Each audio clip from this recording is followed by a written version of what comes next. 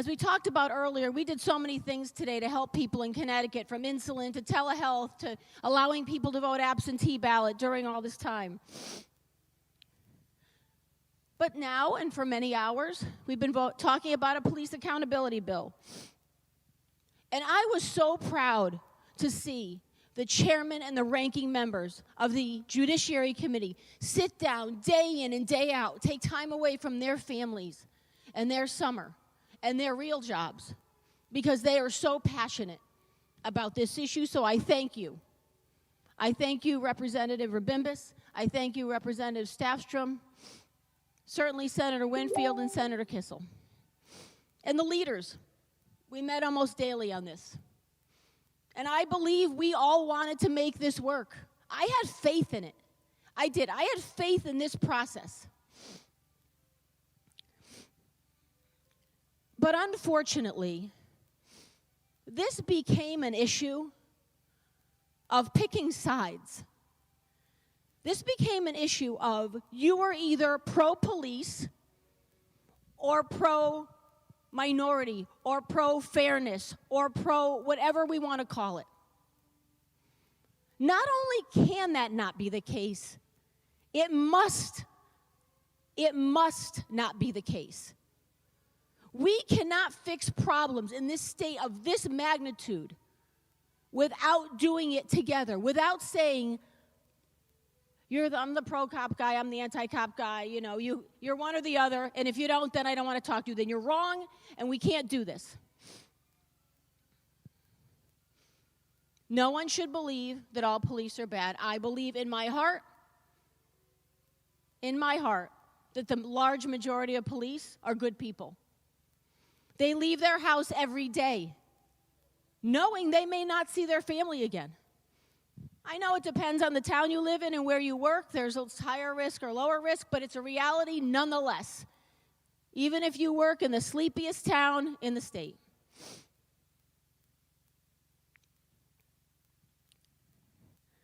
I wanted so badly to have us here today, no matter how long it took, and all of us be able to vote for a bill that we knew in our heart and soul was going to help this state move forward, help this state heal.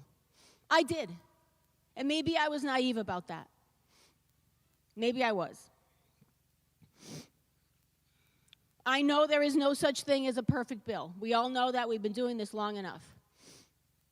Unfortunately, although I understand and respect the position of people that supported the qualified immunity removal, I didn't agree with it. Because when we make decisions in this state and in this legislature, we make them by balancing the pros and cons. And in this situation, clearly, people who supported the qualified immunity removal thought there were more pros. A lot of us thought there were more cons. The reality of this is, notwithstanding whether the police officer has to pay the insurance and be personally liable, or the town has to now be on the hook, even though they're on the hook now, I've heard all those arguments. The reality is, we are diminishing the ability of the police to do their job. Now, I will say this. I absolutely believe that police need better training, need better education, and certainly need more accountability. I believe that. And I would be willing to vote for a bill that did that. And sleep like a baby and be proud of what we did. Because I think, even though I believe that majority of police officers are good people who believe they're doing the right thing, I believe that some of them aren't. We see it. I mean, forget what happened in tragedy in Minnesota. That's an extreme, that's a criminal case. That has nothing to do with this. That is way beyond any of this. Every day, people are looked at differently and treated differently because of the color of their skin. I get it. And I know it's a real thing. And that should never happen. But we change that by training people and getting rid of people that are doing the wrong thing. That's how we stop it. Not by punishing them and taking away their immunity. Again, I understand that this is a different version and the liability is not technically on the police officer, but I will tell you this. If this passes, I would not be a police officer in the state of Connecticut without buying my own personal liability insurance. That's my opinion, because I would not feel safe, no matter what the town was going to cover.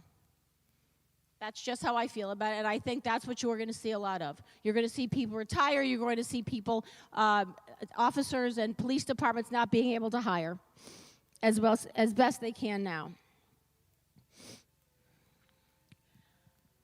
I'm disappointed. I'm sad. What I really wish is we took this one issue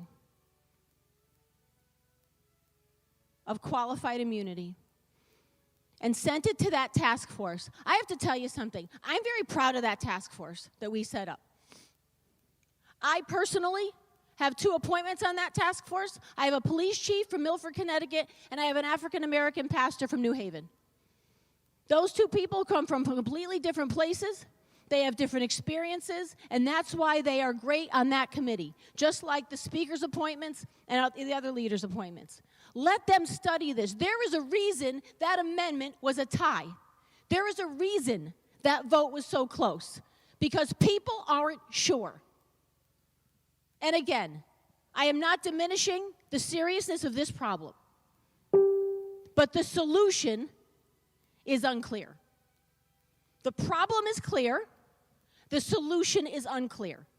And to be here for 3 or 4 weeks in July and try and cobble a bill together that we don't have all the information on is not fair to such an important issue. It is not fair to the people who are being treated unfairly. It is not fair to the police officers. It is not fair to people like George Floyd and his family who lost a life, and everybody in this state who hasn't been treated fairly, and it is not fair to the people of the state of Connecticut. Thank you, Mr. Speaker.